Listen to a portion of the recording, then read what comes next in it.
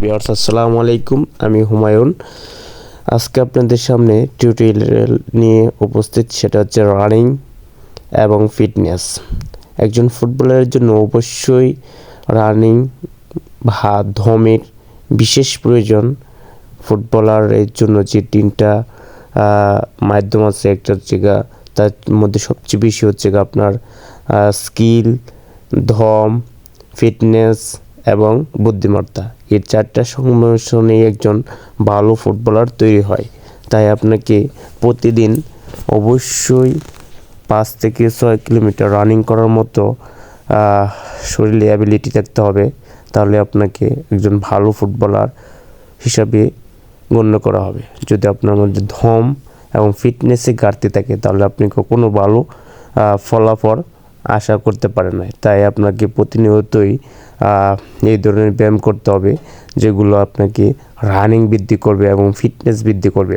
তাই চলুন আজকে আপনাদেরকে দেখাই কোন কোন ব্যায়ামের মাধ্যমে আমরা রানিং ঠিক রাখতে পারি। এই ব্যায়ামের অন্যতম হচ্ছে যেন শরীরের যে রোগগুলো আছে সেগুলো যেন ঠান না খায়, সেজন্য এগুলো প্রথমে করে নেবেন, যেন আপনার রগগুলো গরম হয়ে থাকে, যেন মাংসপেশিতে টান না লাগে। সেজন্য এই ধরনের ব্যায়াম করা খুবই প্রয়োজন। আপনাকে অবশ্যই ফুটবলার হইতে হলে এই ব্যায়ামটা সবচেয়ে কার্যকরী, কারণ এটা আপনাকে একসাথে রানিং এবং ফিটনেস দুটোটাই দেবে। তাই প্রতিনিয়তই এই ধরনের ব্যায়াম করতে থাকুন, তাহলে অবশ্যই 5 থেকে 6 মাস পর আপনি একটা ভালো একটা রেজাল্ট পাবেন। যদি মন থেকে ভালো ফুটবলার হতে চান, তাহলে অবশ্যই আপনাকে দৈনন্দিন একটা রুটিন ম্যাপ করে নিতে হবে, যেটার মাধ্যমে আপনি 1 থেকে 1.5 ঘন্টা ফিটনেস এবং রানিংয়ের জন্য রাখবেন, 30 মিনিট রাখবেন স্কিল প্রদর্শনের জন্য।